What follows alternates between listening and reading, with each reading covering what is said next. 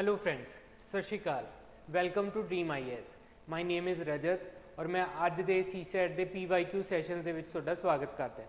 पहला आपां इसे सीरीज़ दे विच part 1 and part 2 already discuss कर चुके हैं।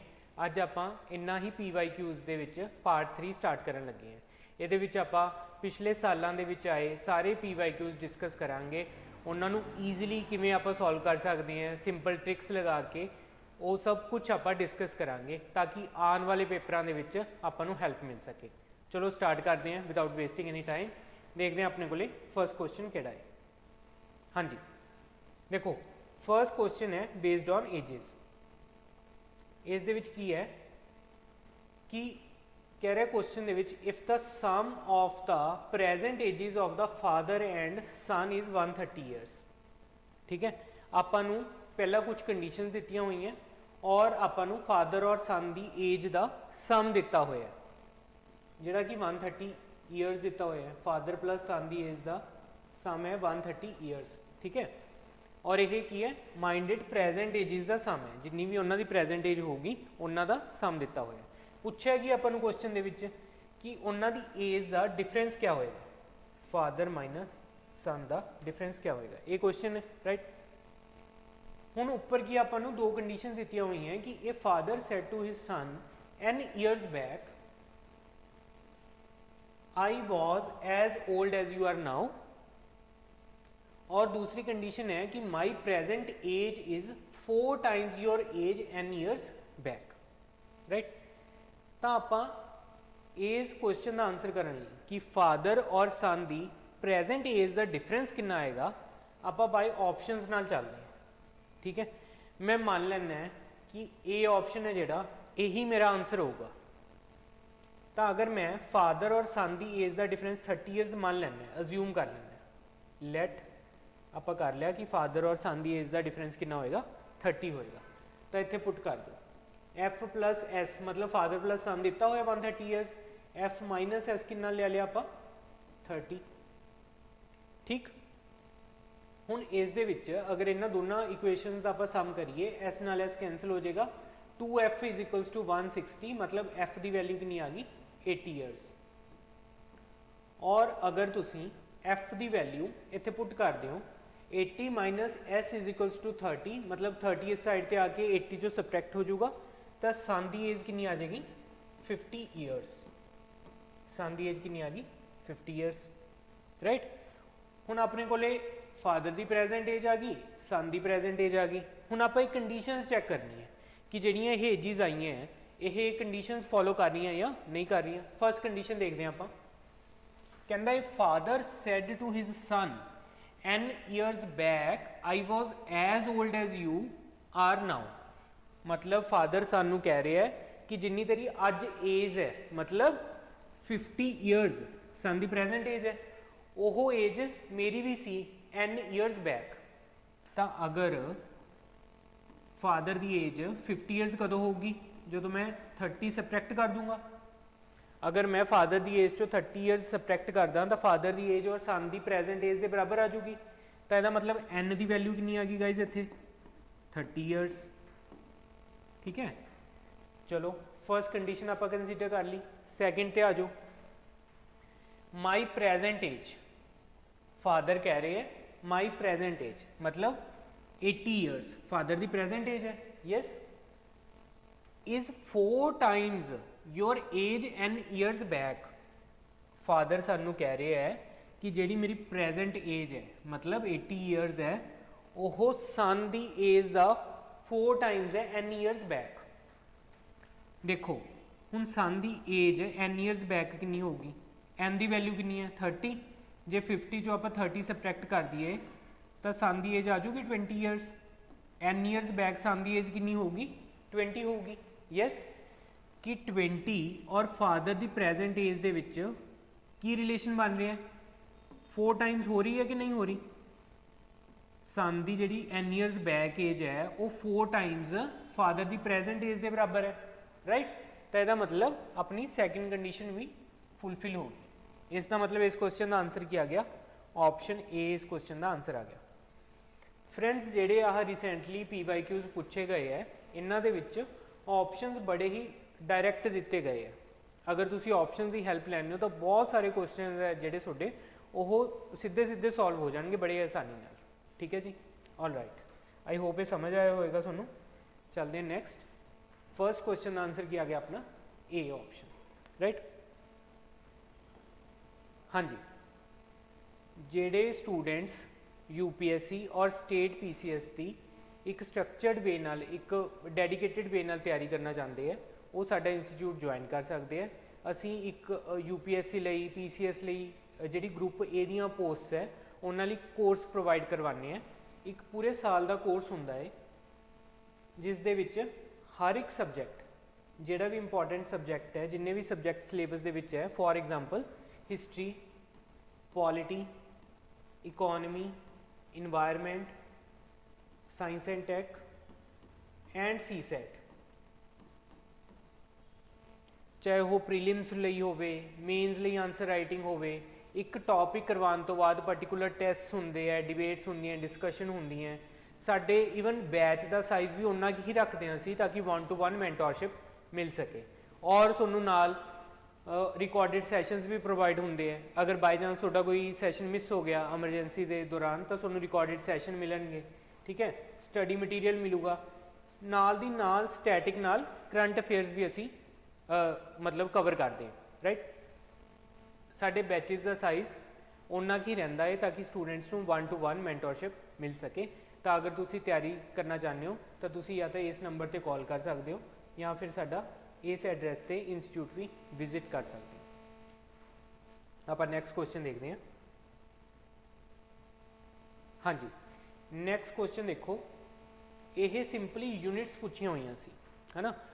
बिल्कुल अगर किसी को फैक्ट्स यूनिट्स याद है, बिल्कुल फैक्चुअल क्वेश्चन सीगा ये, कुछ नहीं इस फॉर्मूला वगैरह लगना सीगा। फॉर एग्जाम्पल फर्स्ट स्टेटमेंट है 1000 litre is equals to 1 cubic metre, है ना, 1 क्यूबिक मीटर। फॉर एग्जाम्पल मैं अगर तुहानू कहां कि तुहाडे कोल एक बॉक्स है, ठीक है जी, ओह 1 मीटर टॉल है, 1 मीटर लॉन्ग है एंड 1 मीटर वाइड है, राइट। तो उसकी यूनिट्स की होगी 1 क्यूबिक मीटर। उन्होंने की लिखोगे तुसी, टॉल है, वाइड है, लॉन्ग है, तो उन्होंने की लिखोगे क्यूबिक मीटर। ठीक है, और अगर उस बॉक्स के अंदर तुसी पानी फिल कर रहे हो तो तुसी उहदा वॉल्यूम चैक करोगे तो उहदे यूनिट्स की होंगे लीटर्स। तो 1000 लीटर किस दे बराबर होंदा है 1 क्यूबिक मीटर दे। बिल्कुल सही है, फैक्ट दिता हुआ है। दूसरा दिता हुआ है 1 मैट्रिक टन दे विच 1000 kg होंदे है। अच्छा, इत्थे कई स्टूडेंट्स को मैट्रिक च प्रॉब्लम आ जाती है ना, बट ये बिल्कुल सिंपल लैंग्वेज लिखा हुआ है कि जिवें आपां आम भाषा च कह दिंदे हैं कि भी 1 टन च 1000 किलो होंगे, तो 1 टन च किन्ने होंगे 1000 kg, ये भी बिल्कुल सही है। तीसरा फ्रेंड्स आपां नूं दिता हुआ है 1 hectare is equals to 10,000 metre square, मतलब यह एरिया दिता हुआ है। हेक्टेयर किस दे यूनिट्स होंगे एरिया दे, तो यह स्टेटमेंट भी बिल्कुल सही है। आंसर क्या आ जाएगा इसका option D, option D, right. 1, 2 and 3। ठीक, सिंपल फैक्चुअल क्वेश्चन सीगा। अगर यूनिट्स याद है तो यह क्वेश्चन बहुत ही आसान पूछा हुआ सी। ऑल राइट, नैक्सट देखो इसका आंसर क्या आ गया अपने को, डी ऑप्शन आ गया। ठीक है जी, हाँ जी। नैक्सट क्वेश्चन है नंबर सिस्टम के बेस्ड। इस दे विच दिता हुआ है let x be a 2 digit number. ठीक है सर, एक्स नूं आपां मान लिया कोई भी 2 डिजिट का नंबर है। फॉर एग्जाम्पल मैं मान लिया कि एक्स कोई ए बी होगा, ए की जगह पर भी मैं कोई डिजिट रख सकता और बी की जगह पर भी कोई डिजिट रख सकता। वाई भी अनदर 2 डिजिट नंबर, वाई कोई दूसरा 2 डिजिट नंबर है, formed by interchanging the digits of x. कहता वाई है तो 2 डिजिट का नंबर, बट वो किवें लिखता गया है, वाई के जिहड़े 2 डिजिट्स है उन्होंने इंटरचेंज करके लिखता गया। इंटरचेंज का की मतलब है कि मान लो एक्स की वैल्यू अगर मैं 46 मन्ना, ठीक है, तो वाई की वैल्यू क्या होगी 64, मतलब यूनिट प्लेस वाला टेंस से चला जाऊगा, टेंस वाला यूनिट पे आ जाऊगा। ठीक है, ये मतलब है इस चीज़ का। तब y की वैल्यू की आ जाऊगी b और a, मतलब इंटरचेंज करते x ਦੀਆਂ ਜਿਹੜੀਆਂ डिजिट ਸੀਗੀਆਂ ਉਹ y ने इंटरचेंज करती। All right, then next is x plus y is the greatest 2 digit number। ਤਾਂ ਇੱਥੇ ਆਪਾਂ ਨੂੰ x plus y ਦੀ ਵੈਲਿਊ ਕੀ ਦਿੱਤੀ ਹੋਈ ਹੈ, ਦੱਸੋ greatest 2 digit ਨੰਬਰ ਕਿਹੜਾ ਹੁੰਦਾ ਬਾਈ, क्या आंसर आएगा 99 आएगा। यस, ग्रेटेस्ट 2 डिजिट नंबर क्या होता है 99 होता है। ठीक, ऑल राइट। हुण देखो अगर इस मैं एक्सपैंड करके लिखना हो, ए और बी नू मैं एक्सपैंड करके लिखना हो, एक्सपैंड का की मतलब है कि अगर मैं इसनू यूनिट प्लेस और टेंस प्लेस नू अलग अलग करके लिखना हो तो किवें लिखूंगा, ए ਜਿਹੜਾ है वो किहड़े प्लेस ते है, टेंस प्लेस ते है, तो 10a plus b unit place ते है प्लस b हो जाऊगा। मतलब मैं a क्योंकि टेंस प्लेस ते है तो 10 ना मल्टीप्लाई करता, और b क्योंकि 1 प्लेस ते है तो 1 ना मल्टीप्लाई करता, तो इनू एक्सपैंड करके इदा लिख सकते हैं आप। Yes, no problem. फिर b ए नू भी इदा लिख सकते हैं आप 10b प्लस a, इसनू भी लिख लिया।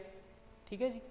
फिर आपको क्या होया x प्लस वाई की वैल्यू कितनी है 99 है, तो इत्थे अगर आप x प्लस वाई कर दें तो इत्थे की बन जाऊगा, अगर आप इन्होंने दोनों को ऐड कर दिए 1 प्लस 2 तो 10a प्लस a कितना हो जाएगा 11a, plus 10b plus b कितना हो जाएगा 11b, और x प्लस वाई की वैल्यू कितनी दी हुई है आपको 99, ग्रेटेस्ट 2 डिजिट नंबर, तो ये हो गया 99। ठीक, इधरों की आ जाएगा अपना 11 कॉमन आ जाएगा, a प्लस बी की वैल्यू कितनी आ जाएगी 99 बाई 11 9 आ जाएगी। ठीक, क्वेश्चन की पूछे आपू then what is the number of possible values of x, कि x दियां पॉसिबल वैल्यूज कितनियां हो सकती हैं, मतलब तुसी a और b की जगह की पुट कर सकते हो। आपको पूछे x की जगह ते पॉसिबल वैल्यूज की हो सकती हैं, और x किस दे बराबर है a और b दे बराबर है, मतलब आप a ते किन्ने चीज़ां ले सकते हैं, किन्ने डिजिट्स पुट कर सकते हैं, और b ते किन्नियां डिजिट्स पुट कर सकते हैं। इत्थे अपने कोले की कंडीशन है, a और b की जगह ते आप यह जे नंबर रख सकते हैं जिन्हों का सम की बने 9 बने। चलो जी, अगर a थी मैं a ते पुट करा 8 तो इत्थे की b की वैल्यू की लेनी पऊगी 1, अगर 8 ते आप पुट करिए 7 तो b की वैल्यू 2, अगर इत्थे आप 6 पुट करिए तो b की वैल्यू 3, अगर इत्थे आप 5 पुट करिए तो b की वैल्यू 4, अगर इत्थे आप कितना 4 पुट करिए तो b की वैल्यू 5। ठीक है, अगर इत्थे आप 3 पुट करिए तो b की वैल्यू 6। इदा ही अगर आप a ते 2 पुट करिए तब b की वैल्यू की आऊगी, b की वैल्यू की आऊगी 7, और अगर आप इत्थे 1 पुट करिए तो b की वैल्यू की आऊगी 8। ठीक है, तो a और b दे पॉसिबल वैल्यूज कितनी हो सकती हैं 1, मतलब पॉसिबल नंबर्स कितने हो सकते हैं 81, 72, 63, 54, 45, 36, 27 एंड 18, मतलब कितनी वैल्यूज हो गई 1 2 3 4 5 6 7 एंड 8। तो अपने को एक्स दियाँ 8 पॉसिबल वैल्यूज बन सकती हैं जिहड़ियां यह कंडीशन फुलफिल करेंगे। क्या आंसर आ गया भाई अपना ऑप्शन डी। ठीक है जी, option D is our right answer, option D is our right answer. ठीक है जी, all right. Next next question दिता हुआ आपू कहता weight of 6 boys is equal to weight of 7 girls, 7 girls is equal to weight of 3 man, all right, is equals to weight of 4 women. ठीक, कहता average weight of the women is 63 kg, women का average weight कितना है 63 kg है। पूछा की है average weight of boys, ਬॉयਜ਼ the average weight ਪੁੱਛਿਆ ਹੋਇਆ ਆਪਾਂ ਨੂੰ। ਤੁਸੀਂ ਹੁਣ ਦੇਖੋ ਅਗਰ ਮੈਂ ਇਸ ਨੂੰ ਔਰ ਇਸ ਨੂੰ ਇਕੁਏਟ ਕਰਦਾ ਬਿਕੋਜ਼ ਇਹ ਇਕੁਅਲ ਹੈ ਤਾਂ 6 ਬॉयਜ਼ ਇਜ਼ ਇਕੁਅਲ ਟੂ ਲਿਖ ਸਕਦਾ ਮੈਂ 4 women। ਔਰ ਮੈਨੂੰ ਕੁਐਸਚਨ ਦੇ ਅੰਦਰ ਵਿਮਨ ਦਾ ਐਵਰੇਜ weight ਦਿੱਤਾ ਹੋਇਆ ਤਾਂ ਵਿਮਨ ਦਾ ਐਵਰੇਜ weight ਕਿੰਨਾ ਹੈ 63 ਦਿੱਤਾ ਹੋਇਆ ਭਾਈ। ਤਾਂ ਅਗਰ ਆਪਾਂ ਇੱਥੇ ਵਿਮਨ ਦੀ ਜਗ੍ਹਾ ਤੇ ਉਹਦਾ ਐਵਰੇਜ weight ਪੁੱਟ ਕਰ ਦਈਏ ਤਾਂ ਇਹ ਕੀ ਬਣ ਜਾਏਗਾ 4 into 63 ਬॉयਜ਼ ਦਾ ਕਿੰਨਾ ਆ ਜਾਊਗਾ 4 into 63 by 6। ਠੀਕ ਹੈ ਜੀ 2 ਤੇ ਕੈਂਸਲ ਆਊਟ ਕਰ ਦਾਂਗੇ 2 2 za 4 2 3 za 6 3 ਤੇ ਕੱਟਿਆ ਗਿਆ 21 ਤੇ ਤਾਂ ਬॉय ਕਿੰਨੇ ਆ ਗਏ ਇਕੁਅਲ ਟੂ ਬॉय ਦਾ ਐਵਰੇਜ weight ਕਿੰਨਾ ਆ ਗਿਆ 42 kg। This is our answer 42 kg पूछा सीगा उसने average weight of the boys right very easy got it. चलते हैं आप अपने नेक्स्ट क्वेश्चन पे। देखो आंसर क्या आ गया ऑप्शन बी। ठीक है जी next question is based on clocks again very important chapter. ਆਪਾਂ ਕਲਾਸ 'ਚ ਵੀ ਇਹ ਪੂਰਾ ਡਿਟੇਲ ਦੇ ਵਿੱਚ ਡਿਸਕਸ ਕਰਦੇ ਹਾਂ। ਦੇਖੋ ਇਸ 'ਚ ਕੀ ਪੁੱਛਿਆ ਹੋਇਆ ਤੁਹਾਨੂੰ ਪਤਾ ਹੀ ਹੈ ਕਲੌਕ ਦੇ ਵਿੱਚ ਇੱਕ ਆਰ ਹੈਂਡ ਹੁੰਦਾ ਹੈ ਔਰ ਇੱਕ ਮਿੰਟ ਹੈਂਡ ਹੁੰਦਾ ਹੈ। ਠੀਕ ਹੈ ਜੀ ਕੁਐਸਚਨ ਜੋ ਕਹਿ ਰਿਹਾ ਹੈ ਕਿ how many times the hour hand and the minute hand coincide. Coincide ਦਾ ਕੀ ਮਤਲਬ ਹੈ ਕਿ ਆਰ ਹੈਂਡ ਮੰਨ ਲਓ ਆਹ ਆਰ ਹੈਂਡ ਹੈ और मिनट हैंड दे विच कदों एंगल 0 डिग्री का होगा एंगल कदों 0 डिग्री का होगा ये दसो तुसी। ठीक between 10 AM and 2 PM same day 10 AM and 2 PM same day मतलब टाइम केड़ा केड़ा कंसीडर कर रहा वो 10 बजे तो लैके 11 बजे तक फिर 11 बजे तो लैके 12 बजे तक राइट फिर टाइम होगा 12 तो 1 और फिर टाइम होगा 1 तो 2। ठीक है जी ये 4 घंटे की गल कर रहे हैं तो इस दे विचों पूछ रहे हैं कदों कदों आर हैंड ते मिनट हैंड दे विच एंगल कितना बनेगा 0 डिग्री का एंगल बनेगा। देखो ऑलमोस्ट हर आर दे विच एंगल बनता है 0 डिग्री का 1 टाइम। हर आर दे विच आर हैंड और मिनट हैंड दे विच एंगल बनता है 1 टाइम 0 डिग्री का। ठीक है जिमें 10 तो 11 दे विच अप्रोक्सीमेट 10:55 के आस पास आर हैंड और मिनट हैंड च एंगल बनेगा जो ये कोइनसाइड करेंगे। ठीक है तो यदा मतलब एक बारी 10 तो 11 दे विच करेंगे 11 तो 12 ਦੇ ਵਿੱਚ ਅਪਰੋਕਸੀਮੇਟ 12 ਵਜੇ दोनों हैंड्स कोइनसाइड करेंगे। ठीक है 12 तो 1 कोइनसाइड नहीं करेंगे क्योंकि ऑलरेडी 12 बजे कोइनसाइड कर चुके हैं और 1 तो 2 ਦੇ ਵਿੱਚ ਅਪਰੋਕਸੀਮੇਟ 1:05 ਦੇ आस-पास दोनों हैंड्स कोइनसाइड करेंगे। ਇਹਦਾ मतलब 10 बजे तो लैके 2 बजे तक हैंड्स कितने बारी कोइनसाइड करेंगे 3 टाइम्स। आंसर क्या आ गया option A right. Option A is our correct answer. Check करते हैं आप हाँ जी option A is our correct answer. ठीक है जी राइट। नैक्सट देखो इस च ना तुसी मान के चलो कि कैलेंडर हो गया। देखो एक गल तो तुसी पक्का मान के चलो कि 2 चैप्टर तो बहुत ही इंपॉर्टेंट है जेडे कि क्वेश्चन आनगे ही आनगे और जेडे कि पिछले काफ़ी सालों तो रिपीट भी हो रहे 2 चैप्टर केड़े केड़े हो। एक तो हो गया भाई कैलेंडर हो गया और दूसरा चैप्टर हो गया क्लॉक। इन्हां दोनों चैप्टर्स नूं तां तुसीं मिस नहीं ही कर सकते इन्हां दे विच्चों तां क्वेश्चन आना ही आना है। तो ऑल राइट देखो क्वेश्चन की है अपने कोले calendar for the year 2025 is same for वो पूछ रहा है कि 2025 का कैलेंडर कदों रिपीट करेगा 2025 का कैलेंडर कदों रिपीट करेगा 2025 ईयर केड़ा है इट्स अ सक्सैसर किस दा? लीप ईयर दा। 2024 की है? लीप ईयर है। 2024 की है? लीप ईयर है भाई, राइट। और 2025 की है? ਉਹਦਾ सक्सैसर है। ठीक, तो इत्थे एक फंडा हुंदा है कि successor of a leap year,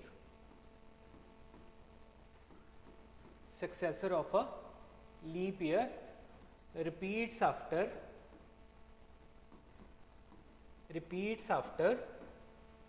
6 years. Successor of a leap year repeats after 6 years, provided non-leap century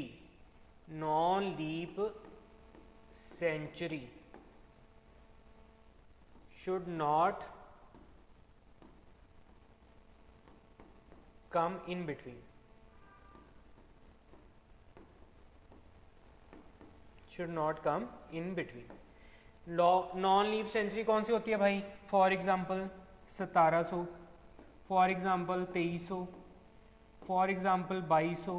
इदां दी लीप सेंचुरी विच नहीं आनी चाहिए ਜਿਹੜੇ ईयर ਤੁਸੀਂ काउंट कर रहे हो। ठीक है, वैसे ये कैलेंडर ਆਪਾਂ क्लास ਦੇ ਵਿੱਚ भी डिटेल च डिस्कस करते हैं, तो ये बहुत ही जरूरी है चैप्टर, ਇਹਦਾ ਤੁਸੀਂ बिल्कुल नहीं मिस कर सकते। तो इस क्वेश्चन च की आंसर आऊगा, क्योंकि 2025 सक्सैसर है लीप ईयर का, तो यह कदों रिपीट करेगा? आफ्टर 6 ईयर्स, मतलब +6 कर देंगे, तो यह करेगा रिपीट 2031 ਦੇ ਵਿੱਚ, 2031 ਦੇ ਵਿੱਚ 2025 का कैलेंडर रिपीट करेगा। आंसर क्या आ गया? ऑप्शन सी आ गया आंसर। ठीक है, देखते हैं ऑप्शन सी है आंसर अपना। Yes, option C is our correct answer. ठीक है जी, ऑलराइट। नेक्स्ट क्वेश्चन देखो, नंबर सिस्टम ਦੇ ਵਿੱਚ ਈਵਨ ऑड ਦੇ ਕੁਝ ट्रिक्स ਹੁੰਦੀਆਂ है कि ਈਵਨ और ऑड ਨੂੰ अगर आप ऐड करते हैं, सबट्रैक्ट करते हैं, मल्टीप्लाई करते हैं और या डिवाइड करते हैं, तो अपना रिजल्टेंट की आता है। ठीक है, ये भी ਤੁਹਾਨੂੰ याद होनी चाहिए, ਤਾਂ जो इदां ਦੇ ਜਿਹੜੇ क्वेश्चन पूछे जाते हैं ये बड़े ही आसानी नाल सॉल्व हो जान। ਹੁਣ ਤੁਹਾਨੂੰ पता है कि चलो पहला आप देखते हैं कि की दिता होया आपां नूं, कहना PQR एंड S, फिर आप आवांगे कंडीशनस के उपर कि वो फुलफिल कर रहे हैं ईवन ऑड दा ट्रिक्स या नहीं फुलफिल कर रहे। कहना PQR एंड S भी डिस्टिंक्ट पॉजिटिव इंटीजर्स। मैं पहला भी दसिया तुहानूं, इंटीजर क्या होते हैं भाई? Integers are negative infinity to positive infinity including 0, है ना। और इंटीजर्स दे विच आपां डेसीमल वैल्यूज काउंट नहीं करते, बट इस दे विच इहने की किया आपां नूं, एक तो डिस्टिंक्ट होनी चाहिए। डिस्टिंक्ट का मतलब कि PQRS की वैल्यू होगी जी वो एक दूसरे तो डिफरेंट होगी, सेम नहीं लै सकते आपां। दूसरी चीज़ क्या है कि पॉजिटिव है, तो यदा मतलब आपां नैगेटिव वैल्यू नहीं ले सकते, पॉजिटिव वैल्यू लवांगे। तीसरी वैल्यू उसने कहा कि इंटीजर होनी चाहिए। All right, PQR odd, P ते Q अपने को ऑड है, P ते Q अपने को ऑड डिजिट्स होंगे। All right, R and S भी ईवन, R और S नूं आपां ईवन ले सकते हैं। ठीक है जी, ये दो कंडीशनस अपने को मैंशनड है। हुण आओ स्टेटमेंट्स ते। स्टेटमेंट दे विच आपां नूं दिता होया है P माइनस R दा square into Q into S is even. देखो, अगर तुहानूं सिंपल जी एक चीज़ पता होवे कि अगर आपां किसी भी चीज़ नूं ईवन नंबर नाल मल्टीप्लाई करांगे तो रिजल्टेंट हमेशा की आऊगा? ईवन आऊगा, चाहे वो इत्थे ऑड होवे चाहे इत्थे ईवन होवे। उन्हों अगर तुसी ईवन नंबर नाल मल्टीप्लाई कर रहे हो तो रिजल्टेंट की आऊगा? हमेशा ईवन आएगा। तो हुण तुसी अगर पहलियां दो स्टेटमेंट्स चैक करो तो एस नाल पूरी पूरी जिहड़ी एक्सप्रैशन है वो मल्टीप्लाई हो रहा है, एस नाल पूरा एक्सप्रैशन है जिहड़ा वो मल्टीप्लाई हो रहा है। तो ईवन नाल अगर आप कुछ मल्टीप्लाई करांगे तो ईवन आऊगा। ਇਹਦਾ मतलब एस नाल अगर पूरा एक्सप्रैशन मल्टीप्लाई हो रहा है तो फर्स्ट भी सही है कि जिहड़ा भी रिजल्टेंट आऊगा वो ईवन होगा, सैकेंड भी सही है कि जिहड़ा रिजल्ट आऊगा वो ईवन होगा। यस सिर्फ चैक करना आपां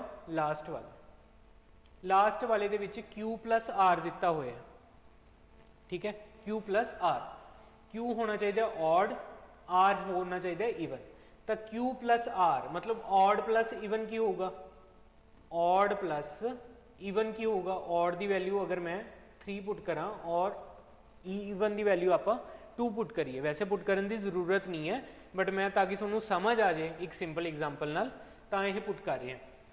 तो आंसर क्या होगा गाइज 5 आ जाऊगा, 5 की है ऑड है, यदा मतलब odd plus even will give you odd number, ठीक है, ओदा आप स्क्वायर करता, अगर मैं ऑड नंबर का स्क्वायर करूँगा तो वो क्या होगा 25, तो ये भी क्या होगा ऑड आऊगा, ऑड इंटू ऑड की हो गया ऑड हो गया। दो प्रॉपर्टी सीख ली आप कि ऑड प्लस इवन करते हैं तो भी की आऊगा ऑड आऊगा, और ऑड इंटू ऑड करते हैं आप तो भी की आऊगा अपने को ऑड नंबर आएगा, ठीक। इंटू की हो रहा है पी प्लस एस हो रहा है, P plus S, P odd है एस की है इवन है, तो ऑड प्लस इवन की हो जाऊगा ऑड हो जाऊगा, ਇਹਦਾ मतलब P प्लस एस भी की आऊगा ऑड आऊगा, राइट, और वह मल्टीप्लाई किस नाल हो रहा है Q प्लस आर के स्क्वायर नाल हो रहा है, जोड़ा कि ऑलरेडी अपने को ऑड आया हुआ सी, तो ऑड इंटू ऑड करांगे तो रिजल्टेंट आखिरी च भी की आऊगा यह जिहा नंबर आऊगा जोड़ा कि ऑड होगा, ठीक है जी। ਇਹਦਾ मतलब जी थर्ड स्टेटमेंट है यह भी ट्रू है, थर्ड स्टेटमेंट भी ट्रू है। अगर आपां नूं यह प्रॉपर्टीज़ पता है कि ऑड इवन करन ते की आंदा है, ऑड ऑड ना मल्टीप्लाई करन ते की आंदा है, तो यह 13-14 प्रॉपर्टीज़ है जिहड़ियां कि नंबर सिस्टम च पढ़ाई जांदियां, ये तुहानूं ध्यान च होनी चाहिए, ठीक है। ਉਹਦੇ ਨਾਲ ये क्वेश्चन बड़े ही ईजी हो जाएंगे। तो आंसर की आ गया ऑल स्टेटमेंट्स फॉलो, आंसर की आ गया अपना ऑप्शन नंबर डी आ जाएगा, option D is our right answer, ठीक है जी। ऑल राइट, देखो ऑप्शन डी, हाँ ऑप्शन डी आ गया अपना राइट आंसर। चलते हैं नेक्स्ट क्वेश्चन पे। नेक्स्ट क्वेश्चन है what is the angle between minute hand and hour hand, again clock ते, क्लॉक का क्वेश्चन है, पूछ रहा है minute hand, for example angle का मतलब की होंगे, मान लो क्लॉक के 3 बजे हुए है, ये की है मेरा आर हैंड है, यह की है मेरा मिनट हैंड है, तो मिनट हैंड किन्ने ते होगा 12 ते होगा, आर हैंड किन्ने ते होगा 3 ते होगा। देखो ध्यान नाल एंगल किन्ने दा बन रहा है 90 डिग्री का, चलो ये तो मैनू विजिबल है कि भाई 90 डिग्री का एंगल बन रहा है, राइट एंगल तो कट हो रहा है तो इस करके 90 डिग्री बन रहा होगा, बट 425 दिता होया है, ये तो हूँ मैं देख के नहीं दस सकता कि 425 किन्ने का एंगल बन रहा होगा, तो उस लिए अपने को की होंदा है फॉर्मूला होंदा है modulus 11m minus 60h divided by 2, ठीक। m की जगह तो आप मिनट दिते हुए जेडे वो पुट कर देंगे, h की जगह तो आप जेडे r दिते हुए आपां वो पुट कर देंगे, ठीक है गाइस, क्या आ जाएगा। और मॉडुलस की है, मॉडुलस का मतलब है कि आप साइन को इग्नोर करांगे कि नैगेटिव है पॉजिटिव है, इग्नोर द साइन, वो मैटर नहीं करता, ठीक।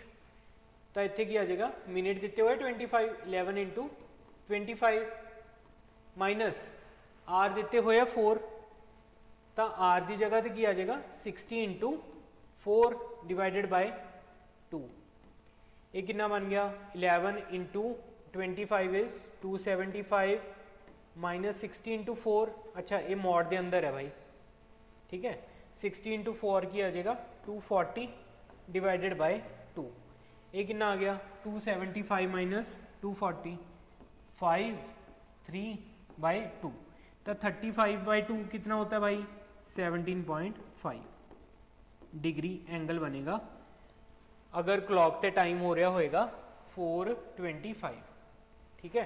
इसका मतलब अपना आंसर क्या आ गया ऑप्शन सी 17.5 डिग्रीज आंसर आ गया, यह फॉर्मूला यूज करके 11m माइनस 60h बाय 2, ठीक।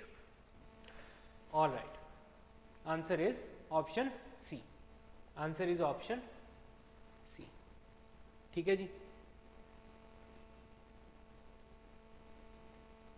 देखो भाई ये बड़ा इंपॉर्टेंट क्वेश्चन है, मजेदार क्वेश्चन भी है।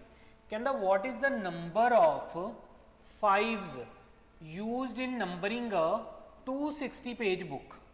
देखो जी नेक्स्ट क्वेश्चन है अपने को, ਆਪਾਂ ਨੂੰ ਦਿੱਤਾ ਹੋਇਆ ਹੈ ਕਿ 260 पेजेस ਦੀ ਇੱਕ ਬੁੱਕ ਹੈ। ਠੀਕ ਹੈ, ਤੁਸੀਂ ਅਕਸਰ ਜਦੋਂ ਬੁੱਕ ਚੱਕਦੇ ਹੋ ਤਾਂ ਉਸ ਦੇ ਉੱਪਰ ਪੇਜ ਨੰਬਰ ਲਿਖੇ ਹੁੰਦੇ ਆ, ਇੱਕ ਦੋਨੋਂ ਸਾਈਡਸ ਤੇ ਪੇਜ ਨੰਬਰ ਲਿਖੇ ਹੁੰਦੇ ਆ। ਤਾਂ ਉਸ ਦੇ ਵਿੱਚ ਉਹ ਪੁੱਛ ਰਿਹਾ ਹੈ ਕਿ ਅਗਰ ਆਪਣੇ ਕੋਲੇ ਇੱਕ ਬੁੱਕ 260 पेजेस ਦੀ ਹੈ ਤਾਂ ਉਸ ਦੇ ਵਿੱਚ 5 ਕਿੰਨੇ ਵਾਰੀ ਆਇਆ ਹੋਊਗਾ। ਠੀਕ ਹੈ, 260 पेजेस ਦੇ ਵਿੱਚ 5 ਕਿੰਨੇ ਵਾਰੀ ਆਇਆ। ਤਾਂ ਇਸ ਨੂੰ ਆਪਾਂ ਕਾਊਂਟ ਕਰਨ ਲਈ ਇੱਕ ਸਿੰਪਲ ਜਿਹਾ ਚਾਰਟ ਬਣਾ ਕੇ ਦੇਖਦੇ ਹਾਂ ਕਿ ਮੈਂ ਸ਼ੁਰੂ ਕੀਤਾ 1 2 3 4 5 6 7 8 9 एंड 10। देन नेक्स्ट अपने को पेज नंबर आएगा 11, 11 तो लैके वो चलेगा 20 तक। देन आएगा 21, 21 तो लैके वो चलेगा 30 तक। यस, 31 तो 40 तक। इदा ही 51 तो 60 तक, मतलब 41 तो 50, फिर 51 तो 60, इदा चलणगे पेज नंबरस। दैन इदा ही करके अपने को 151 तो 160 एंड सो ऑन 251 तो लैके 260 तक सारे पेज नंबर दिते हुए हैं। यस और नो। तो इस सारे चार्ट दे विच 1 तो लैके 260 दे तक किन्ने बारी 5 यूज होए पेजिस दे विच, वो काउंट करनी है। देखो जी इस दे विच आपां काउंट की करांगे कि 5 यूनिट प्लेस ते किन्ने बारी आया और 5 टेंस प्लेस ते किन्ने बारी आया। यूनिट प्लेस ते किन्ने बारी आया और टेंस प्लेस ते किन्ने बारी आया, और दोनों नूं आपां ऐड कर देंगे तो आपां नूं पता लग जाएगा कि 1 तो 260 तक 5 किन्ने बारी यूज होया। ठीक है, हुण देखो यूनिट प्लेस का की मतलब है, इत्थे एक बारी 5 आऊगा, फिर उस तो बाद 15, फिर उस तो बाद 25, फिर 35, फिर 55, ठीक है, फिर 155, फिर आऊगा 255, इदा करके चलो। यस, पहला सिर्फ आप यूनिट प्लेस वाले काउंट करांगे, जिमें आप 15 च 5 है, 25 च 5 है, 35 च 5 है, 55 च यूनिट प्लेस ते है, 155 ते यूनिट प्लेस ते है, 255 ते यूनिट प्लेस ते है। पहला सिर्फ आप यूनिट प्लेस का आंसर करांगे। ठीक है, हुण इहदे लई तुसीं रोज़ देखो जिहड़ी फर्स्ट पेज होगा, जिहड़ा फर्स्ट पेज होगा वो रो किहड़ी है मेरी, जे 1 के अगे 0 लिखा होवे मतलब 0 1 मतलब फर्स्ट पेज, तो ये रो किहड़ी होगी 1 होगी। इदा ही 11 लिखा हुआ है तो यदा फर्स्ट की है 1 है, रो किहड़ी होगी ये 2। इत्थे फर्स्ट लैटर की है 2 है, रो किहड़ी होगी 3। इत्थे फर्स्ट की है 3 है, रो किहड़ी होगी 4। यदा मतलब जिहड़ा फर्स्ट डिजिट लिखा होगा, फर्स्ट नंबर लिखा होगा, रो की होगी उस तो नैक्सट नंबर होगी, जिमें 5 होगी, रो की होगी है अपनी 6।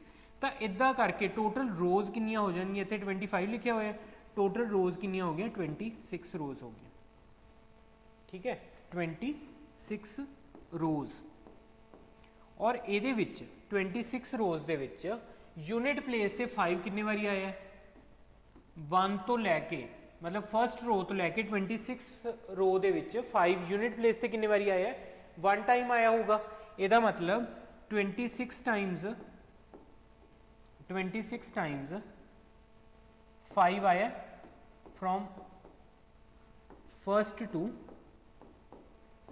26th रो, 26 टाइम्स 5 आया। यस, ये आप सिर्फ किस दा चैक किया है, यूनिट प्लेस का चैक किया है, राइट, कि यूनिट प्लेस दे विच 26 रोज़ जिहड़ियां बनियां अपने उत्थे 5 एक बारी आया है, तो पूरियां 26 रोज़ च 5 कितने बारी यूज होया होगा 26 टाइम्स। चलो इन्हों आप साइड ते लिख लें, 26 टाइम्स यूज होया। हुण आप काउंट करांगे जिहड़ा 5 टेंस प्लेस ते आया, फॉर एग्जाम्पल 55 दे विच 5 जिहड़ा टेंस प्लेस ते आया, क्योंकि यूनिट प्लेस से तो आप ऑलरेडी काउंट कर चुके हैं। हुण टेंस प्लेस वाली चेक करांगे, जिवें 5 155 ते आया टेंस प्लेस से, 255 ते टेंस प्लेस से आया। ठीक, देखो हुण तुसीं पहला चेक करो 50 तो लैके जिहड़ी रो बनूगी 59 तक, 50 तो लैके 59 तक 5 आऊगा टेंस प्लेस ते, तो ये कितना हो गया 50 to 59, ये कितने हो गए 10 5 हो गए, यस। फिर तुसी चेक करो 150 तो लैके 159 तक 5 टेंस प्लेस से कितने बारी आऊगा, अगेन 10 टाइम्स आऊगा। ठीक है जी। देन आप चेक करते हैं लास्ट रो 250 तो लैके 259 तक 5 कितने टाइम्स आया, 10 टाइम्स आया।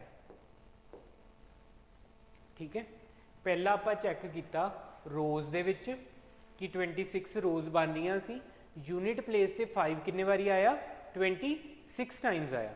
फिर आप एक रो चेक की 50 तो लैके 59 10 टाइम्स, फिर आप चेक किया 150 तो 159 10 टाइम्स, देन आप लास्ट चेक किया 250 टू 259 10 टाइम्स। तो टोटल आंसर कितना आ गया गाइज, अपना टोटल आंसर आ गया 30 + 26 56 आंसर आ गया, which is our option number B. Option number B is our correct answer. देखो भाई, ठीक है, आप इस कुछ नहीं किया, जस्ट आप 5 काउंट किए ने जेडे कि अपने आ रहे हैं यूनिट प्लेस ते और टेंस प्लेस ते। तो एंड च आप उन्होंने की किया, ऐड करता, आंसर क्या आ गया B option. Answer is B option. Alright, okay. Next देखो की कह रहा, what is the sum of the first 28 terms in the following sequence. Friends, अगर तुसी इस सीक्वेंस नूं ध्यान नाल देखोगे तो की दिता होया सानू, पहला दिता होया 1, फिर दिता होया 1 2, फिर दिता होया 1 2 3, फिर दिता होया 1 2 3 4, फिर दिता होया 1 2 3 4 5। ठीक है, 1 ये इदा दिते हुए है 1 2 3 1 2 3 4 एंड 1 2 3 4 5। ठीक है, तो इस चोने क्या है कि सम ऑफ फर्स्ट 28 टर्म्स का सानू दसो कितना सम बनेगा। ठीक है जी, अगर इसनू मैं लिखना होवे किवें लिखूंगा, इनू 1,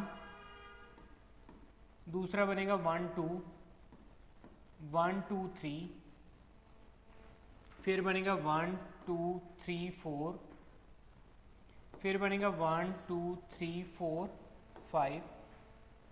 ठीक है, और पूछा की है सम ऑफ फर्स्ट 28 टर्म्स। देखो फ्रेंड्स, तुसी सोचो थोड़ा जा कि 28 टर्म्स का सम किस दे बराबर होंदा है, सिग्मा n दे बराबर होंदा है, सॉरी सिग्मा 7 दे बराबर होंदा है। मतलब 7 × 8 n × n+1, सिग्मा n किस दे बराबर होंदा है, n × n+1/2।